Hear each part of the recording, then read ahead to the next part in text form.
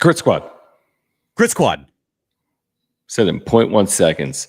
Padres again look like last year's Padres in the second half. A gritty, gutsy win. Jake Cronenworth, the hero, against a left-handed pitcher in relief. Something we talked about last night, I think, and we talked about today here on John and Jim as well. Make your way in, subscribe, and let's talk about the Padres starting 2-0 for the first time since 2021. A 4-3 win over Atlanta. They'll get at least a split. They'll play for more on Saturday and Sunday at Petco Park. So subscribe. We have year-round content for you. So please subscribe. We're on our way to 8,100 subscribers. We can get there tonight with your help. So please subscribe. Smash the like button for me. Follow us on X at John Schaefer at Jim Russell SD. We appreciate all the super chats. We really do. So click the $ below the chat box. We'll get to all of them. If you just want to support the channel, if you have a question or comment, you want to control the direction of the conversation, whatever you got for us, do it with the super chat. Click the $ below the chat box. If you want to become a member, we had a couple last night, and overnight, just click that join button down below. You'll get emojis and badges. But this was impressive. This bullpen's been really good, and the Padres have timely hitting like they did in 2024. Cronenworth's had a knack for huge hits, obviously, in his career with San Diego, none bigger than 2022 against the Dodgers. But this was a big one in the regular season to get him off to a 2-0 start. Robert Suarez, another save. And, Jim, the Padres are 2-0 again for the first time since 2021. 4 2/3 from the bullpen, only 1 hit, no runs, 2 walks, and 6 strikeouts combined. Jake Cronenworth with the big hit. Jackson Merrill with 3 hits again today. Fernando Tatis Jr. leading off the game with a home run. My boy Martin Maldonado somehow had 2 hits today with an RBI. Yeah, Xander Bogaerts had RBI double. So all in all, another great win. I was watching this game tonight, and we talked about it yesterday, but it still feels like I'm watching the 2024 team. Yeah, 100%. How they play, the confidence level they have. There are new pieces for sure, but at no point in that game, even though when they went when it got tied up there in the 5th, that I think they were losing, I thought to myself, all right, they're going to figure out a way to win. There wasn't a doom and gloom type of feeling that I have felt with this team in the past. It felt like a continuation of 2024. Just take out the final 2 games of that Dodger series. You know what I mean? Like, you take out the final 2 games of the Dodger series, the way they've played the last 2 months of that year, the Brave series, the first 3 games of the Dodger series, and now the first 2 games of 2025, it just feels like a continuation. Winners find solutions. And, Grit Squad. Fernando Tatis Jr., who was put in the top of the order yesterday, and we're like, oh, that's interesting. With Luis Arias being your leadoff batter for 146 games last year between Miami and San Diego, and Tatis had a big day yesterday. He had 3 singles, but he nearly homered. He hit a ball off the top of the left field wall. Yeah. And then he hits a leadoff home run today.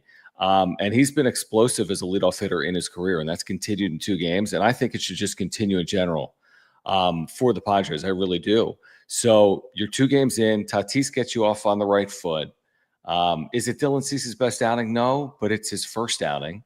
And he gets into a 5th inning, and then the bullpen does the rest, man. I mean, they have the chance to have an elite bullpen. I think that is a fair statement. They have the chance to have an elite bullpen. They have the pieces in place to have an elite bullpen, and they've showed it off each of the last 2 days. I was a little concerned when Suarez got hit in the 9th. I think it was maybe on the shin. He stayed in the game. He took all those extra pitches.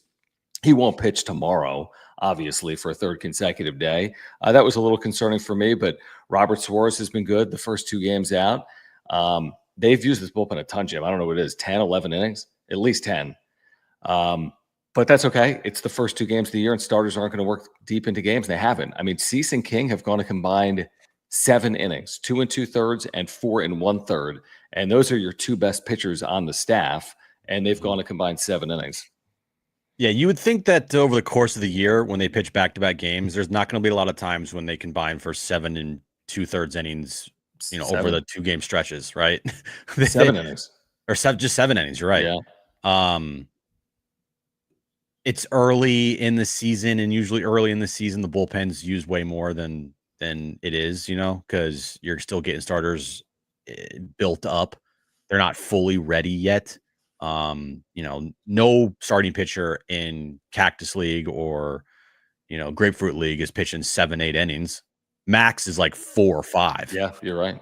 So it's like you get to the regular season, they're going to get to like the 4th or 5th inning, and they're going to start to maybe feel it a little bit, and it takes them 2 or 3 starts to like really kick it into gear in today's game, right? So Yes, I agree.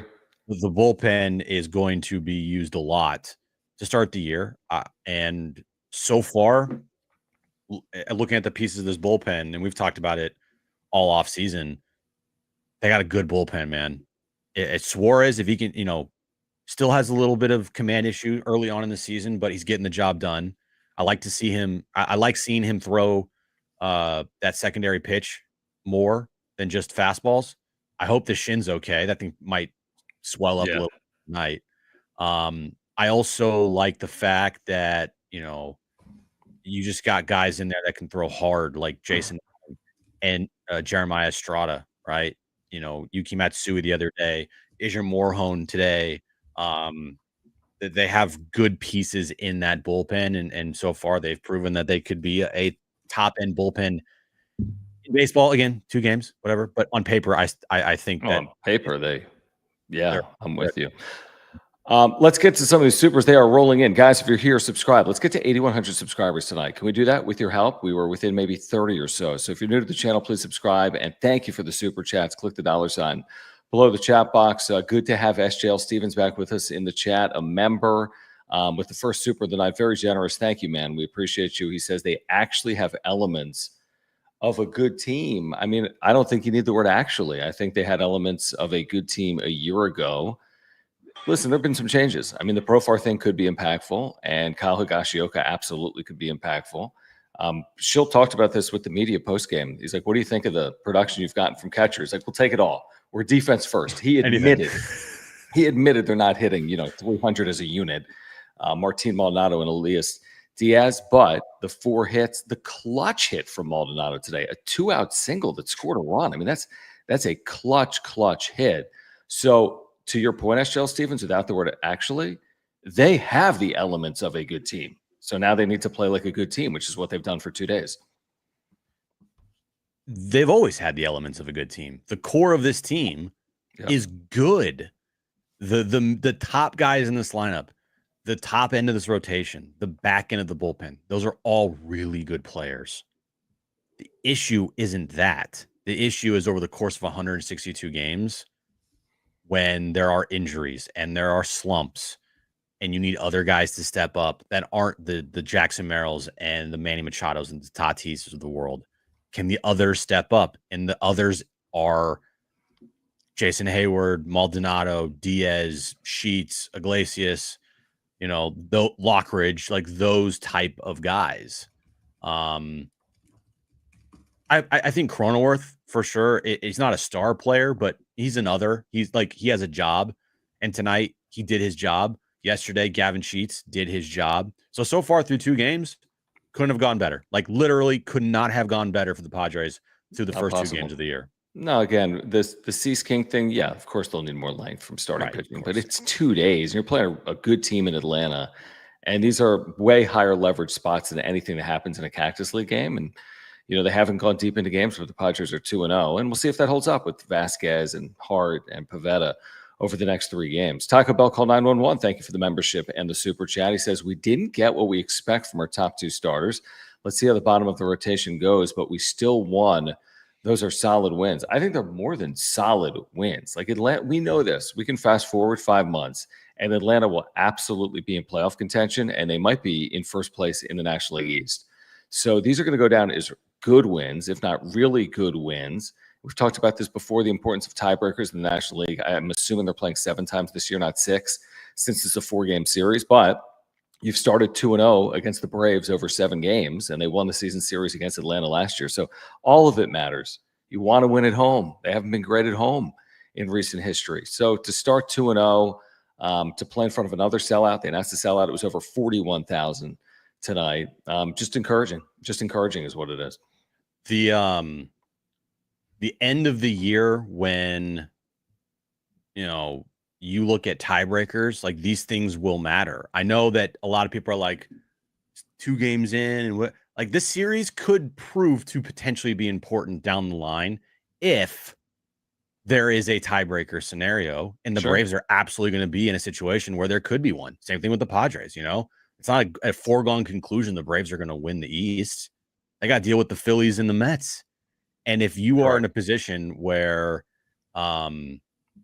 you're looking at tiebreakers, well, this series will show up with the Padres and Braves. I agree. So, that's why this series, and when you play teams that you're going to be competing with, the Mets, Phillies, Giants, D-backs, like those are going to matter for tiebreaker scenarios. So, already off to a good start. Win one of the next 2, win the series. You feel good. And of course, you have another series with the Braves in Atlanta. But yeah, all in all, good start. A little worrisome going into tomorrow, knowing that the bullpen has pitched as much as it has for the first 2 games with Cease guys King, down. And now you'll have guys down, and now you'll have to have Randy Vasquez on the mound starting for the Padres. He better go 8. I'm kidding. Better go 9. Carlos, I believe, is a Dodger fan based on that chat or based on that whatever image. But thank you for the super. It says just stop by to say I hope you guys have a great season. Like you guys, and hope to see you again in the playoffs. It's a great warm up. I don't know if the Padres are a warm up for the Dodgers, but thank you for the super chat. Obviously, the Dodgers off to a good start. The Padres are off to a good start. Quackdown Padres, thank you for the generous super chat. He says, Grit Squad posted, what's up, guys? Great game. Merrill is nuts. How about Merrill? 3 more hits today. He had 4 RBIs yesterday. He says, my God, Tatis in the leadoff spot. Love you guys and keep up the amazing work. I mean, what can you say about Jackson Merrill? His 15th 3-hit game of his career. He's 21. He's had 15 3-hit games. He's 21. Kid's ridiculous, man. I mean, he is just like so I'm thinking of like what is he going to do next? Mm-hmm. And he had 3 hits today. He did nothing spectacular. He just did his job, and he took what pitches he got. He wasn't up there trying to do something that he's not supposed to do. He's just letting the game come to him. It almost feels like we've talked about it. He's like a 10-year vet, and the game is just like so slowed down for him that he sees every scenario. He's like, all right, pitching like yesterday against Chris Sale. All right, lefty's up. I'm just looking to go the other way. Like I'm trying to hit a ball to left field. Right. And that's just such a smart baseball player, and he's just not letting anything affect him, and the game's slowing down for him, and it's only year 2. Yeah, it's amazing. It really is amazing. I want to get to this super chat from Sandy. Thank you, Sandy, with the super. It says, who's available in the pen tomorrow? So this is a really interesting conversation because you had guys go multiple innings in the opener, like Yuki Matsui went an inning and 2/3. Jeremiah Estrada went an inning and a 1/3 in the opener. And then today you had Adrian Morejon go an inning and 2/3. And then you had Estrada bounce back to throw an inning here today. Suarez is going back-to-back games. He will not pitch tomorrow. I'd be shocked if he pitched tomorrow. So, I don't know is the answer. I mean, they'll clearly have availability back there, but to Jim, to your point from earlier, I don't know if it sets up incredibly well heading into the game. So, you might have to score some runs for this pitching staff tomorrow, I would guess. Yeah, if it's another close game, Schulte's going to have some decisions to make. Yeah, and sure, the decisions will already be made. Who's up and who's down, but a guy like if I'm just looking at this bullpen right now, yeah, if you look who pitched on Thursday, those guys will be available minus Suarez. Yeah, like Alec Jacob, and also probably minus Jason Adam and Jeremiah. I mean, you could be looking at a situation where you got Jacob, Matsui, Peralta, definitely. Yeah. Obviously the other dude who hasn't pitched yet, right? Omar Cruz. I will bet a lot of money that Omar Cruz is going to pitch tomorrow. A lot of money. But you're looking at a situation where Estrada, Adam, and Suarez are all down, potentially? Potentially. Now, I would say Estrada definitely, because Estrada pitched 1 in the 3rd innings on opening day. Yep. And then today he pitched how many? He pitched an inning today, so he's definitely down. If I'm looking at Jason Adam and his pitch count today, he's probably down too because he had 20 pitches today. Yeah, I mean you could be looking at, if it's a close game, potentially Yuki Matsui trying to close that game out tomorrow, or Alec Something Jacob. like that. I agree completely. Yeah. I mean, it's game 3. You can't force the issue here. You can't go send someone out to the mound, for a third straight day. I wouldn't think. I just wouldn't expect it. That one, Homie's Garage, because the season is just too long and the health of these pitchers is too important. That one, Homie's Garage. Thank you, man, for the super chat. Guys, if you are here, please subscribe. Year-on content for baseball fans. We're trying to get to 8,100 subscribers here tonight with your help, so please subscribe if you are new to the channel. If you have not yet subscribed, please subscribe. And thank you, That One, Homie's Garage, loyal viewer who says it's good to have Padres baseball back. I missed the wrap-up show. We've heard that over the last 24 hours from a lot of people, so thank you for saying that. Thank you, buddy. It's good to be back, and it's good to have this team off to this 2-0 start. Brando's Modern Life says, disclaimer, I know it's early, but Merrill is showing no signs of a sophomore slump, and Sheets might just prove to be the latest Preller magic move. I would just say it's early, but everyone's excited about Jackson Merrill. Forget if it's early, late, or somewhere in between. I think people are just excited because it's Jackson Merrill. It doesn't matter the time of year. If you were to ask me, all right, you got to bet on one or the other, him having an equal or better season than last year or him having a sophomore slump, I would bet on him having an equal or better season this year. Yep.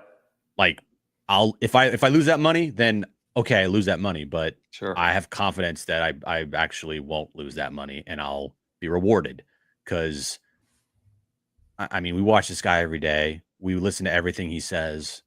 We see everything he does, how he carries himself. Yeah, or some of the things maybe a little eye-washy, like, sure, whatever. But the vets that are around him, like Manny Machado, of course, they're going to rub off on Jackson a little bit, probably a lot of bit. And it's not a bad thing at all. I think what he's done in his first year plus now, you're like, you don't have a choice but to have confidence in this kid that he's going to continue to perform. What has he shown you to tell you that he won't? Doubt him? Yeah. Right. Well, give me a reason to doubt Jackson Merrill, and I'll give you 10 reasons not to. Right. Is how I look at it right now. Now, again, seasons are long, careers are longer, but Jackson Merrill seems to be a bit of a unicorn. The Padres have had a few of them, Fernando Tatis Jr. when healthy, and so on and so forth. EFL, thank you, man, for the super chat. He says, scary to see Vasquez start tomorrow, but based on the way this offense has been hitting, it may not matter. Offense has been good. I mean, 11 runs against – this is good pitching. This is great pitching. Chris Sale, Ronaldo Lopez, who they hit hard. This is great pitching that they've hit. I think the 11 runs in 2 games with the Marine layer, and I don't know if you realize it, Jim, but this time of year, it's windy at Petco, and it's harder to hit home runs. So Jay Cronenworth actually did something even more special because he hit a ball in the coldy, windy weather. Off a lefty. Off a lefty. And we'll get into that, obviously, because that's significant. The Braves are a really good team. And when you think about it, they're still missing 2 of their best players in Spencer Strider and Ronald Acuna. Yep. So, like, those 2 will be back this year. And there could be a point where the Braves are kind of, back and forth. And then those 2 guys get back and they just take off like a rocket ship. Because they're that good. These are 2 teams that I fully expect to be in it at the end, and 2 teams that, if healthy, I think should make the postseason. Yeah, I completely agree with that. I agree with that. So, yeah, I think the offense has been good when you consider who they have faced these 2 games, an 11 runs scored, and tonight appeared to be cold. So, yeah, they're going to need to score tomorrow. I don't think they win tomorrow 2-1. I wouldn't envision them winning tomorrow. Well, I'm going, so they're if they lose, it's my fault, right? Not really, because I'm going as well. Oh, that's right. You are going to. So it'll be both of our. We'll take equal blame. Although I'll blame you. Yeah. If they lose, I'll retweet your photo. Perfect. Guys, we do want to thank our title sponsor here on the wrap-up show. We can't do it without the support of Mark Nimitz at Farmers Insurance. He's been with us since day 1 of the wrap-up show on YouTube, which goes back all the way to 2021. Believe it or not, if you have any insurance need, trust us. Let Mark hook you up with your insurance needs, whether it's auto, home, renters, life, earthquake. I've got a homeowner's, a life, and an earthquake insurance policy with Mark, and you can as well. He's such a good insurance agent, great service and communication, loves the Padres, native San Diegan. Click the link in the description down below. Okay. He'll get you free quotes. Call him or go to his website, free quotes online, or by calling him. He'd love to talk to you about the Padres. He really would love to talk to you about the Padres. But when I had to file a claim for our home in 2022, he saved us so much time and money. And I've had to call Mark so many times over the years. And he has everything I'm always looking for. And he emails me back on flights to Hawaii. He's just a great insurance agent. So if you're looking for an insurance agent, if you're looking to save money and time, if you just want someone with good service and communication, click that link in the description down below. And thank you, Mark, for your longtime support as the title sponsor of the Wrap Up Show. Yeah, as you just saw there, his email address, mnimitz@farmersagent.com. You guys know what to do. When you reach out to Mark, let him know that John and Jim from the Wrap Up Show sent you. No doubt about it. Let's talk about Crony.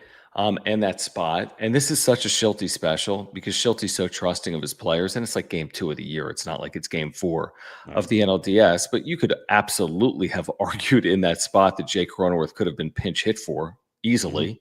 Now, we didn't, to our credit, on Twitter.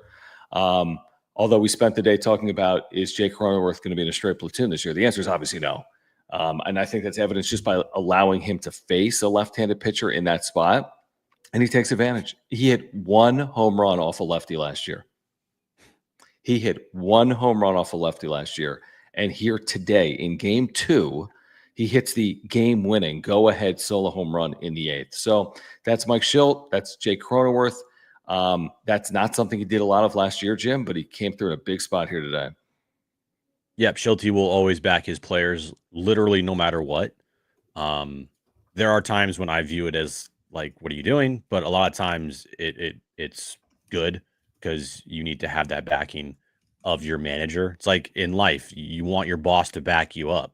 You want your boss to have your back. And if your boss doesn't have your back and is always fighting against you or like saying you suck, guess what? That's not a good feeling. And that causes friction. So to have Schulte have these guys' back no matter what, it's a great quality to have. When we were talking about today on John and Jim, it's like, okay, we know he's going to get opportunities to hit lefties, but it's going to be up to Jake to really kind of make that call for the organization and for Schilt. If on June 15th he's hitting 142 off lefties, then it's like, okay, enough's enough. Mm-hmm. But like if he goes 0 for his first 12 against lefties, I don't think that's enough sample size for them to be like, yeah, we're going to start platooning this guy now. They're going to give him an opportunity. And last year, the trigger should have been pulled. At times, I think they were hesitant to do it. But if it's up to him to prove that he should be out there against lefties, and Jake's the only person that can do that by going out there and doing like what he did tonight off a lefty. Yeah, I mean, the reason we bring it up is he hit 203 in 170 plate appearances last year against left-handed pitching. And in those 170 plate appearances, 170, he homered 1 time. His OPS was 531. So, I mean, he did nothing. That's a fair statement. He did nothing. He could do worse than 203, it's true. But for a regular, that's not good. But he did nothing from a batting average and power perspective last year against left-handed pitching. Now, he spent time on that this offseason. I mean, that's clearly something that he's aware of. And if he wants to play close to every day, he has to hit better than 203 with a 500 OPS against left-handed pitching. So I just think it's a huge boost of confidence probably for Jake Cronenworth to have a moment like that this early. And he's had a clutch gene. What do you got? I said I don't care about what the Dodgers do at all, but they just scored 5 runs in the bottom of the 10th inning to beat the Tigers 8-5. Mookie Betts walk-off 3-run homer. I thought Mookie Betts was like 80 pounds or whatever. All this. I didn't even know he was playing, truthfully. Anyway, moving on. Yeah, dude. I mean, I'm not going to look at the division standings yet. Nah, again, like I said, I'm gonna have to stick to it. I don't care what the Dodgers do unless there's a situation where I should care, where the Padres and Dodgers are close in the standings. Yeah, it's not overly important in March, and the fact that they don't face each other until June is kind of fascinating. So let's see where they are when they square off, because that'll be interesting when they square off. I mean, hopefully they're close to each other. when they square off in June. But listen, 2-0 is 2-0, regardless of what other teams around baseball have done. And it's especially against Atlanta. It's one thing if you open up at home against the Marlins, but they're not. They're opening with a homestand that includes Cleveland and Atlanta, 2 playoff teams, 2 good teams. And we both said 4-3. Yeah, I'll take 4-3. And now I'm getting greedier with the 2-0 start. I'm getting a little greedier. I'm thinking 5-2. I know they got Vasquez. I know they have no bullpen tomorrow. I know Kyle Hart we haven't seen yet, and that'll be against Cleveland on Monday. But I think that's fair, right? With the 2-0 start, hope for more than 4-3 this homestand. Oh, absolutely. Every game they win, you get greedier and greedier. Mm-hmm. We said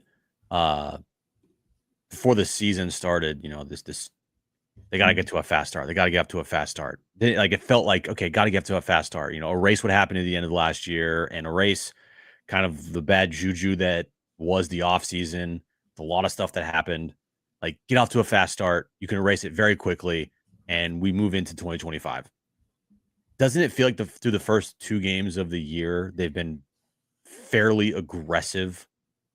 Like, the team has not kind of eased their way into the season. I don't know. It just I know it's baseball, so it's not like football or where you can call like aggressive plays, right? But with the way they've run on the base paths, the way that Schulte's managed these games, the bullpen usage through the first 2 games. Yeah, I agree. Like, it feels like almost all right, we're gonna try to start off on a hot, on a good foot here and not ease our way into the season. We're gonna start guns blazing. Yeah, I think that's a good assessment. You're right. I mean, sometimes with baseball, it's hard to truly know because it's based on like what the offense does. Like, it's hard to be aggressive if you don't do anything at the plate. But they've done enough. And you're right. They treat these games like they're games they need to win. And when you turn to relievers back-to-back days to start your season, again, these are the things you never see in a Cactus League. You never see in a minor league, but you do see in the major leagues, even in March, because all of the games at the end of the day are added up. And to your point, there are tiebreakers and there are bottlenecks.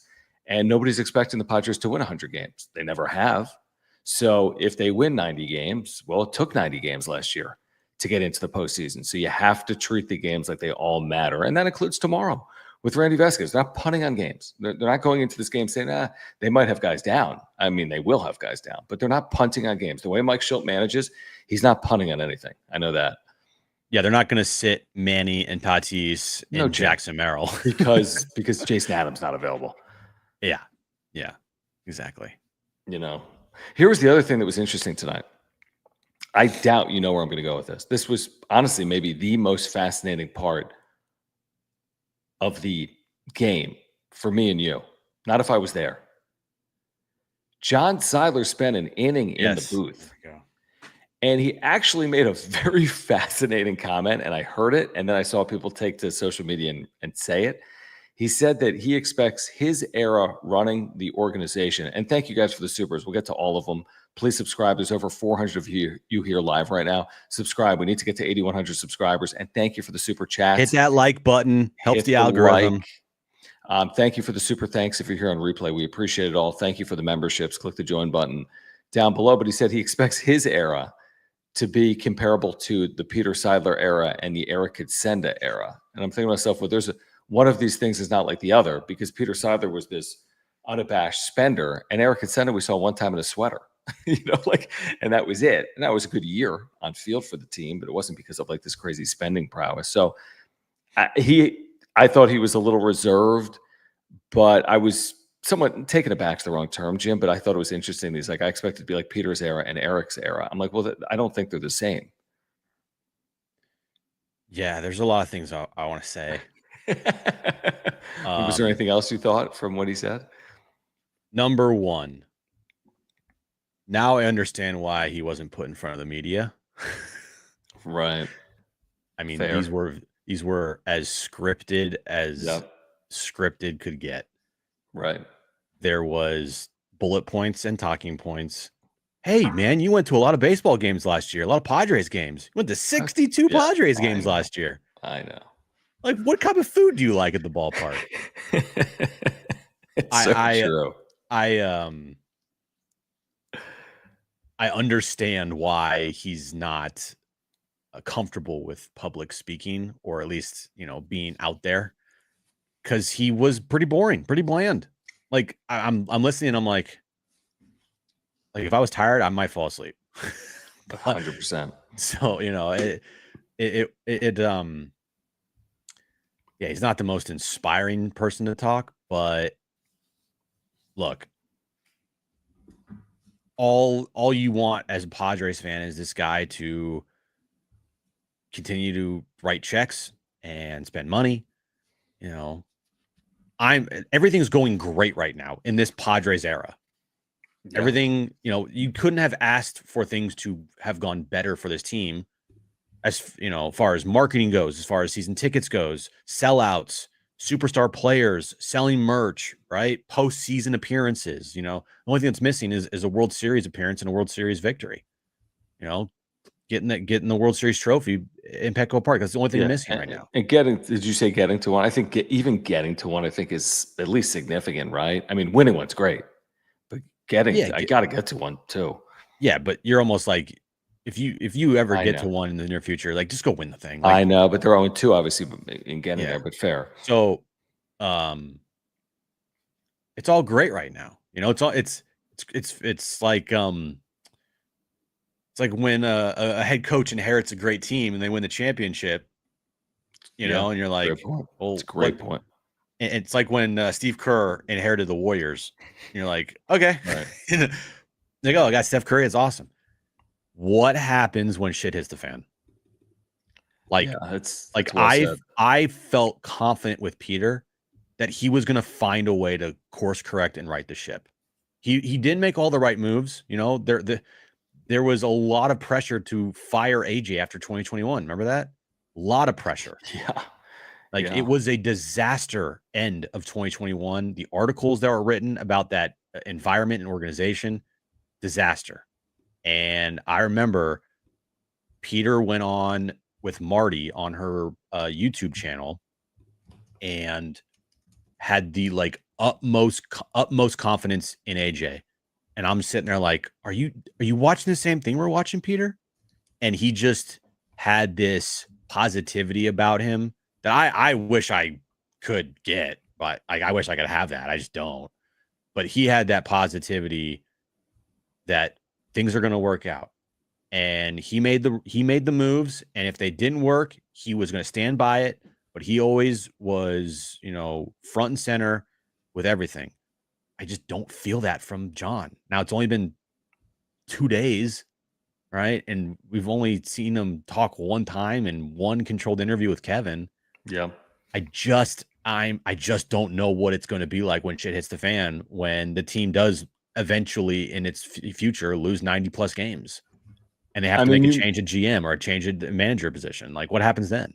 I can't even worry about that. Who knows how long his tenure is? I mean, remember, he's the older brother of Peter Seidler. So, I don't know if this will be a 10-year run or not, but you made the amazing point of, now I know why they put him in a controlled environment and didn't put him in front of the media. And again, the San Diego media is not New York's media. No. But it still probably would have been pretty challenging for him unscripted. Oh, yeah. Without knowing the questions, to be in that spot. And I wonder when that does come. I mean, does that even come in 2026 in spring training, or does that ever come under John Seidler's watch? It might come in a controlled radio environment. It may come in a different forum, but I don't know if it's ever going to come in front of the entire media or when that's going to be.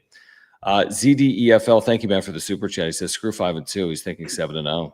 There you go. Well, at that point, just win them all. I mean, just win every game this year.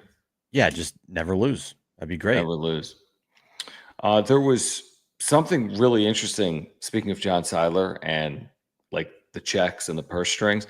When we had Kevin Acey on John and Jim today, he made a point when we talked about, hey, this could be the end of the King Cease Arise era. He's like, I'm paraphrasing, but he made it well known that he thinks they'll take a run at Michael King. Good.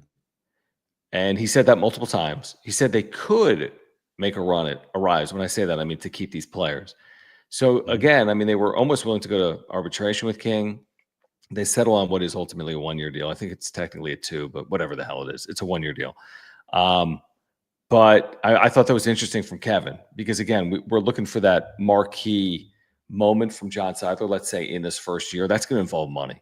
Like if you're John Seidler, there's only one way to make that impression. Yeah, you could get to a World Series or win one. But the other thing you could do is spend. And is that going to be Michael King long term or Luis Ariz long term? It's not going to be Dylan Cease, I wouldn't think. So I just found that interesting that Kevin went there on the second day of the season with Michael King. Hey, John Seidler, you know how you could, back up your words of how nothing will change from the Peter Seidler era to your era? You be aggressive and you spend money and you sign guys because Peter's vision was to keep, players in Padres uniforms for a long period of time. He was signing everybody. He wanted Jake Cronenworth to be in a Padres uniform for a long time. He wanted Manny Machado and Fernando Tatis Jr. and Joe Musgrove, Yu Darvish. Like these guys, I forget the exact wordage, but I remember watching, or I think I was at a press conference where he mentioned like my goal or our goal is to keep these guys in Padres uniforms for a long time for the fans, because I know from a fan's perspective, I want kids and teenagers in their early teens to grow up watching these players in Padres uniforms. So you saw Fernando Tatis Jr. the first time he plays at 10 years old, and by the time he's done with his career, you're 24. Like he wanted that to be the Padres legacy for the next decade. Is you just see these players in Padres uniform. You don't have the revolving door and guys in and out. And so, yeah, if you want to operate like your brother, go out and give a contract to King, and go give a contract to Jackson Merrill and Luis Ariz. Like, go do those things. I agree. By the way, I don't remember how many times Luis Ariz went hitless in back-to-back games all year. He's hitting in the 2-hole, John. He can't hit he the hates 2-hole. it. Now, he had an RBI yesterday. He was only officially 0 for 2 yesterday, and I think today he was officially 0 for 3. But again, that's a bit of a rarity with Luis Ariz. If you've looked at his career with all these batting titles, he does not go multiple games hitless or consecutive games hitless very often. So that's a good sign, again, that you're 2-0 with him being hitless to start this year. We'll get back to the conversation in a moment. We got to tell you about Mova Globes, our friends at Mova Globes, right here in San Diego, with officially licensed globes for all 30 Major League Baseball teams. Whether you're a Padres fan or you're a fan of any of the other 29 teams, you've got friends or family looking for a great birthday or gift idea, consider a MOVA Globe by clicking the link in the description down below. And when you do it, make sure to use promo code PWS10. That's PWS10. You'll get 10% off. These spin automatically with artificial or natural light. This technology, which is based on magnets, was invented right here in Cardiff by the Sea in San Diego. This company is based in Southern California here in San Diego, and they've got all 30 of these teams officially licensed. In addition to it, they have globes in addition that are non-MLB globes as well that you need to check out. Planet globes, Earth globes, everything you could possibly want. Awesome, awesome products. They really are. These are great gift ideas. Baseball is back. Use promo code PWS10. PWS10. Get 10% off. These are great. Jim and I have had these for over a year. We've got multiple versions of these, and these are terrific, terrific products that your family's going to love.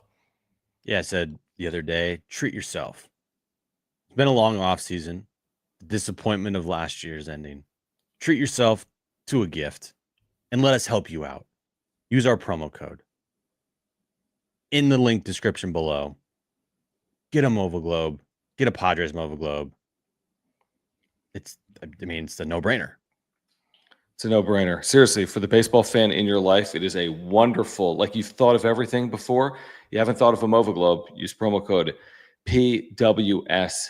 Did you notice, by the way, I got my Cronenworth bobblehead here? I didn't notice that. You didn't notice that? I was waiting to see if anybody noticed that I put Crony up there.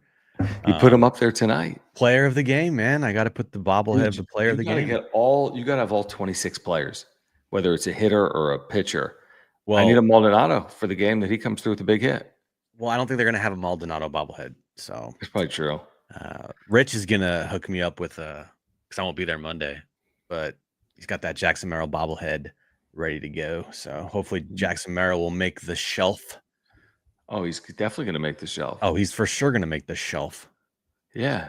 Nobody loves a good bobblehead more than Jim. You got a lot, right? I got a ton. I'm looking at a bunch over there in the corner.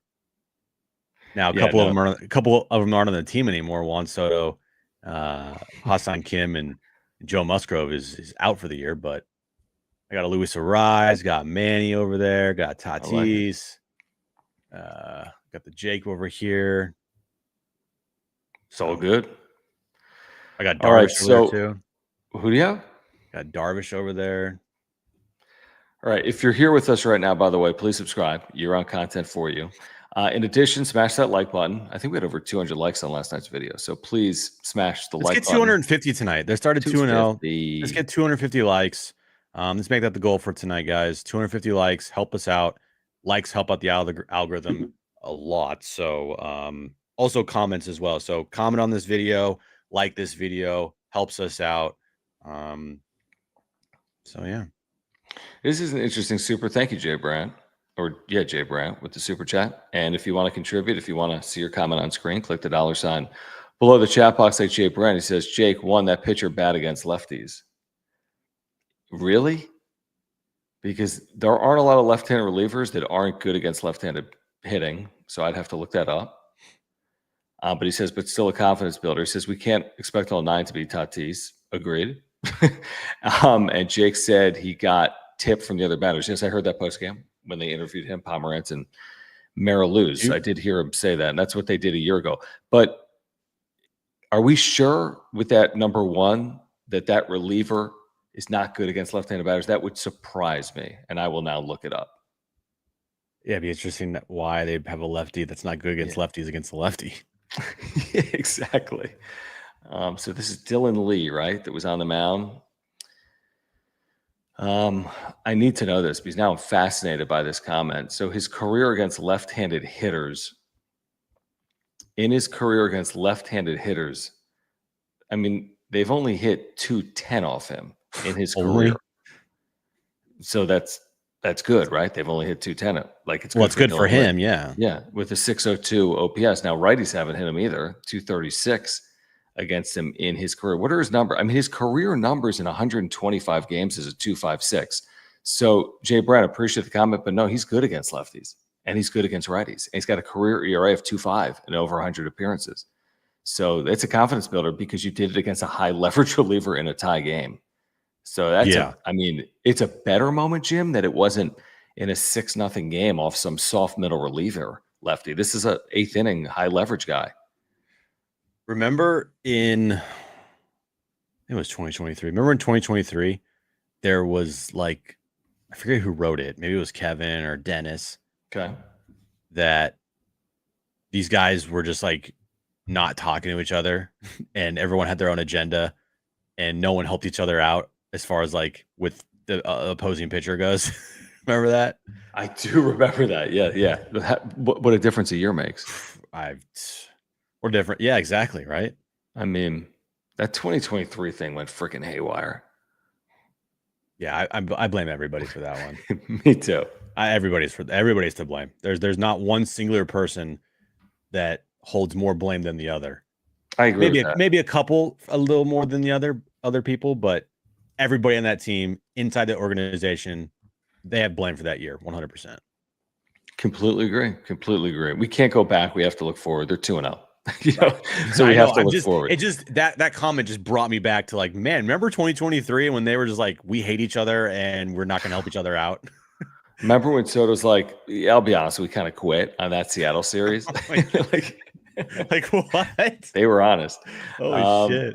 John, thank you, man, for your support of the channel. I think this shows John. up on YouTube. Guys, if you're watching on YouTube or if you're in the YouTube chat, I think you can see his super sticker. So thank you, John, for your support of the channel. You look up and down this lineup here tonight, and I think actually a big part of the story is not necessarily the lineup, but also the bullpen. Morahone, inning and 2/3 hitless. Estrada, 1 scoreless inning. Jason Adam, 1 scoreless inning, struck out the side. Robert Suarez, obviously his second save in as many tries. So that to me is the big part of the story. And then in terms of multi-hit games today, Jackson Merrill, we talked about 3 for 4. Cronenworth, by the way, had a hit in his first at bat today, and then had, of course, that huge home run. Bogarts had an RBI in this game, which I think is encouraging as well. Yep. So again, I think a lot of encouraging signs. I really do believe that. So far, so good. There's nothing that I'm looking at here that was like, I mean, when Martin Maldonado gets 2 hits in a game for you, you better win. I mean, you not only you better win. There's got to be some celebration in that clubhouse. You better be hitting pinatas. Oh man, that went haywire quickly. That team was dude. Back to 2023. That team was trying so hard, man, to like create something. So oh my god, they're like, can we just all be friends? And everyone's like, no, fuck you. I hate your guts. So true. Oh so man. True. What were you saying? I forgot what you said before we. I don't. It was.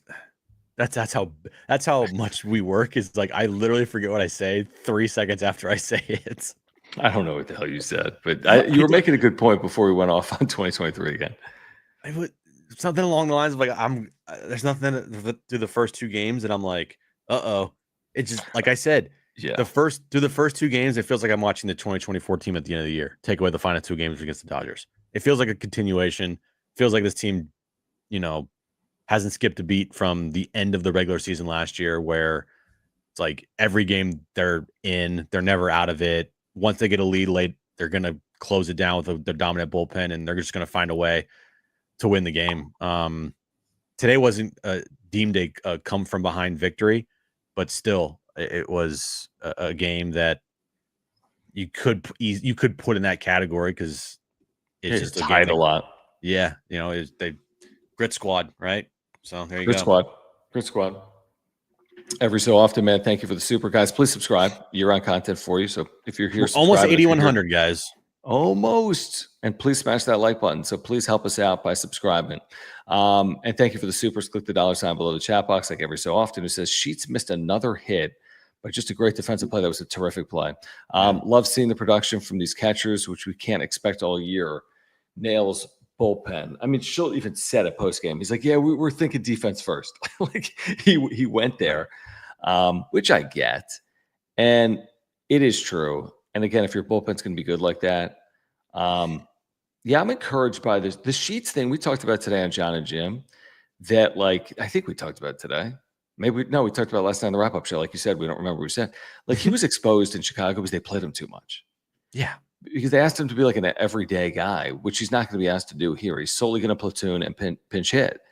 So, and he's going to play for a much better team than the White Sox, obviously, over the last couple of years. So I just think he's probably grateful to be in this opportunity, and I don't think he'll be as exposed as he was when he was with the White Sox. Is there a troll? Hold on. Yeah, get rid of whatever. All right, there you go. Sorry, guys. Why are Dodger fans in this chat? It's ridiculous. Go watch like Dodgerland. You just won with 100 runs in the 9th inning. Yeah, you got your rings tonight. Congratulations. Go do a ring ceremony against the Padres in June, as if that makes any sense. Right? Aren't they doing like ring giveaways? Yeah, and I've seen on Twitter, it's like, hey, look, the Padres won a ring because their Padres are on the as far as like inside the ring, they do like the series, right? So it's SD logo, and then it says like 3-2 because they won that series. That's cool. That's great. Awesome. No one cares about your dumb jokes. Yeah. Oh, that was the whole point. Yeah, I don't know why Dodger trolls are in the chat. Like, give it a break for a moment. Yeah. All right. I do want to remind our viewers about our friends at Underdog Fantasy. And the reason I want to do that is because, hold on, I have Atlanta and San Diego picked up. They got a free gimme pick for you going on right now. If you use promo code PODSWRAP, that's PADSWRAP. All right. Click the link in the description down below or scan that QR code on the screen. If you use promo code PODSWRAP, PADSWRAP, you get a free gimme pick in the pick'em. It's Jason Tatum higher than a half total points scored tomorrow against San Antonio. I think he's going to do that. He'll likely score a point. These guys are good in the NBA, and they have the ability to do that. So if he scores a point, you have one of two in the pick'em equation. So let's go with it. We have Tatum, and then you can pair it with Major League Baseball as well. So, for example, let's say you think Max Fried with the Yankees tomorrow is going to have higher than 1.5 strikeouts in the first inning. Again, that's a big number. $10, you're walking away with 45, and you only need to get one thing right because of that free pick'em with Tatum, but you can continue to pair it with more, and you can do it across sports. You can go back to the NBA, and you can play like Franz Wagner, whatever the hell his name is, lower than 24.5 points. And the more pick'ems you have in the combination, the more you can win. You can win up to 1,000 times your money in a single night. And they're giving you the free gimme pick. They're also giving you a 50% deposit match up to $1,000 if you use promo code PODSWRAP. That's PADSWRAP. Just click that link in the description down below or scan the QR code. And Jim, we've been winning over the last couple of years, and our viewers can win as well. Yeah. QR code above my head. When you download the Underdog Fantasy app, you have to use our promo code PODSWRAP, PADSWRAP. Once you do that, start playing, play a lot. There's games every day. You can mismatch? Mix and match, maybe? Mix and match. Yeah, mix and match over multiple sports. You can, at this point, you can do college basketball with Major League Baseball and NBA. It's endless possibilities. So download the Underdog Fantasy app, and when you do, use our promo code PODSWRAP, PADSWRAP. Yeah, I mean, they got freaking NHL. I mean, they have college basketball with the Elite Eight this weekend. I mean, you can really play across all sports, and you can win huge. I mean, you can win thousands of dollars in a single night. You can win 1,000 times your money in a single night. So like Jim said, use that promo code PADSWRAP. What else, dude? What else has happened in Padres world over the first 2 days of the season? Good vibes with that profile. Vibes are great, man. The VAR is high. What's up, Divine Gospel? The VAR is very high. What's going on? The continuation of the vibes from the end of last year, take away the two final games against the Dodgers, have so far 2 games in carried over, even though the offseason was, I mean, kind of blah, rocky, right? Kind of rocky, I thought. Yeah. You know? Yeah, it's been good. And the fans have been awesome, man. I mean, that's the thing. Again, all offseason, you're like, what's the deal with ownership? And what's the deal with this lawsuit? And what's the deal with Roki? End of the day, the constant is the fan base. Like the 3 million that are coming through those gates again in 2025. So, yeah, I mean, let's hope that this is the start of something special in 2025, like I think it was in the regular season in 2024. I mean, it's so early to make any type of like strong statements, but better than being 0-2.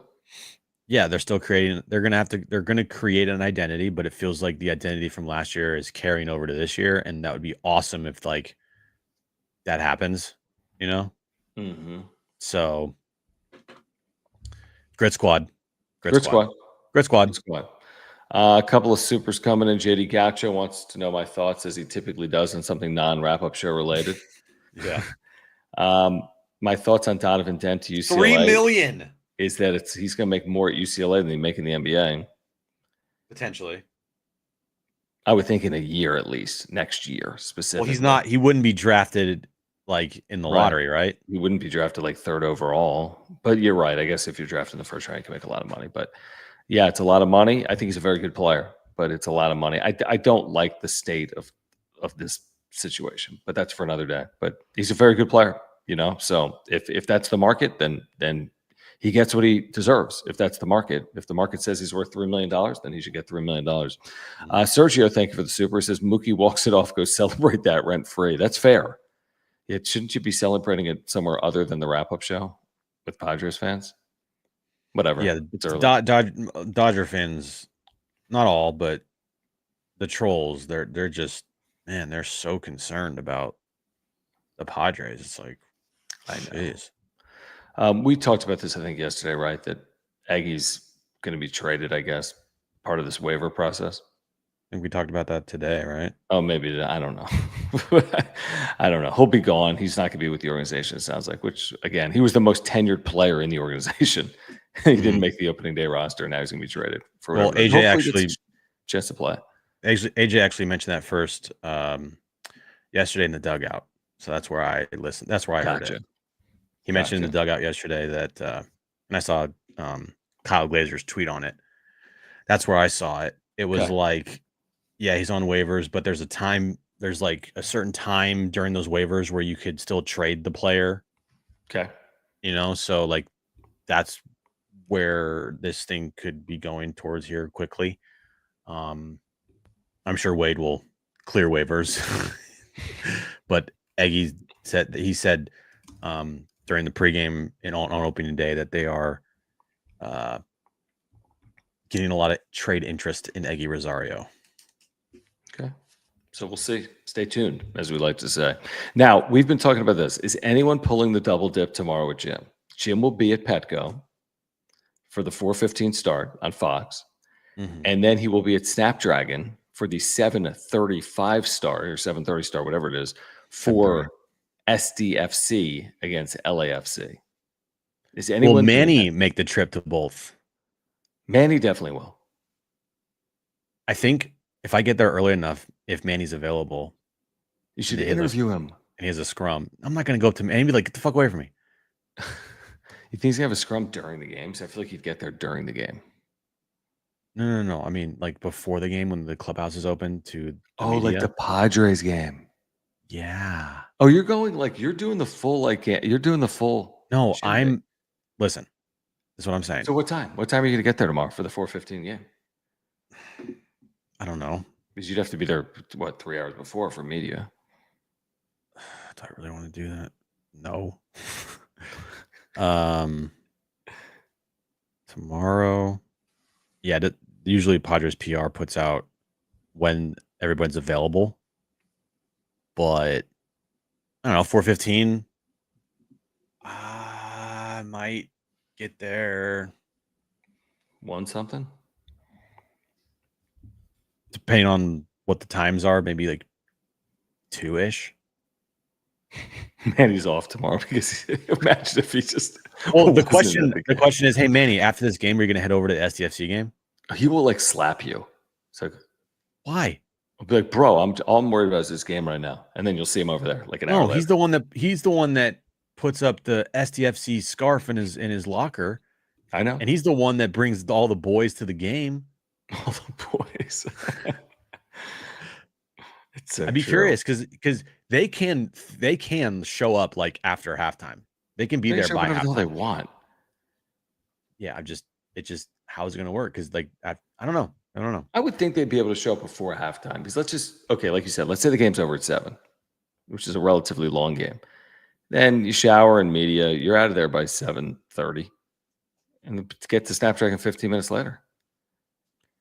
Yeah, so when I go, I'll probably go, be there by 4, be there first pitch at 4:15, and then I'm probably gonna leave Petco, hit the trolley at like 6. Yeah, that's a little early, but yeah, 6:30. Well, it's probably gonna take a long time. So 4:15. Yeah. I mean, the game might even be over depending on how fast it goes. No, it's 6. Hour 45. That'd be fast. But you're right. It's possible.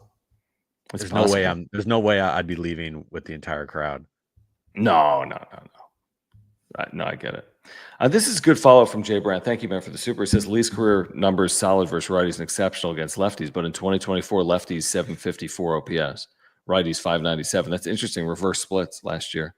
He gave up home runs to lefties in 2024. That's good knowledge. I appreciate you following up. That's a good. That's good. I just looked at his career numbers, so that is good to know. Quickly before we get out of here, shameless plug because we mentioned the Grit Squad. Remember Grit Squad. Remember, we had this before anyone else did. All right. We had Grit Squad merch available in 2024, and we still have it here to start 2025. Look, it's John. There I am. That's me. That's me before the haircut I got before the start of the season. Yeah, John shaved his head. If you want to support the channel, we do have merch. I just put a link in the chat. So if you're here live, it's in the live chat. It's down below if you're here on replay.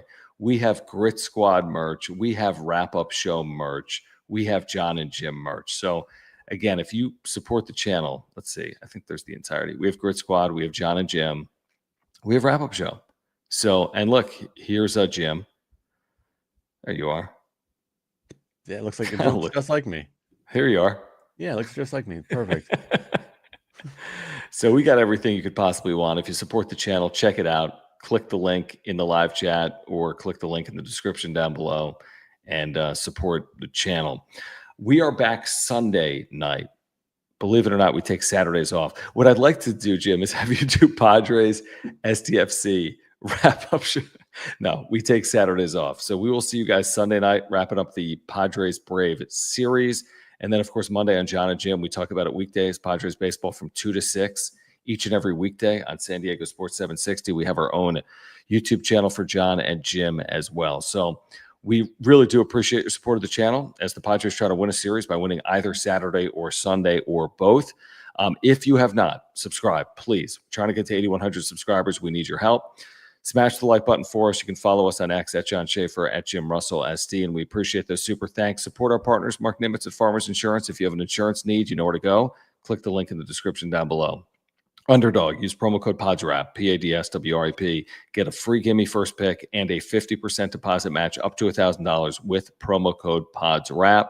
And then Mova Globes, use promo code PWS10. That's PWS10. If you want 10% off these puppies, click the link in the description down below. Where will we be on Fridays? Where were we today, Jim? We were in the studio, John. Oh. I don't know, Chad. I doubt we'll be anywhere. There's things that I won't say, but I don't think we'll be anywhere. Maybe it might change, but who knows? Stand by. I mean, there could be. Yes, Luke, we have a radio show. Oh, that is hilarious. We should probably link to the. Let me just quickly find the link for. Yeah, go subscribe to our YouTube channel for our John and Jim radio show. That's too. What I'm saying, dude. Our day jobs. Okay, let me put that link. Love you too, Jay Hill. Hold on. Subscribe to John and Jim. Yeah, we do a 4-hour show every day. Yeah, and by every day, we mean weekdays.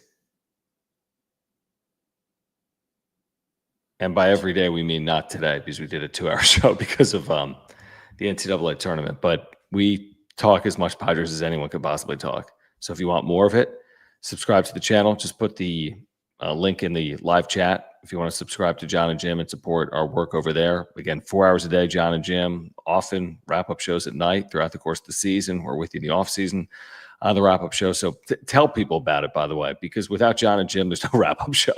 So please support our daytime job as well. Listen on San Diego Sports 760. Listen on the iHeartRadio app. Put San Diego Sports 760 in your presets, Jim, on the iHeartRadio app. We're just spitting messages on other platforms that we don't even need to do. Do it. Wrap your arms around John and Jim is what we're asking. Yes. Put 760 in your presets on the iHeartRadio app.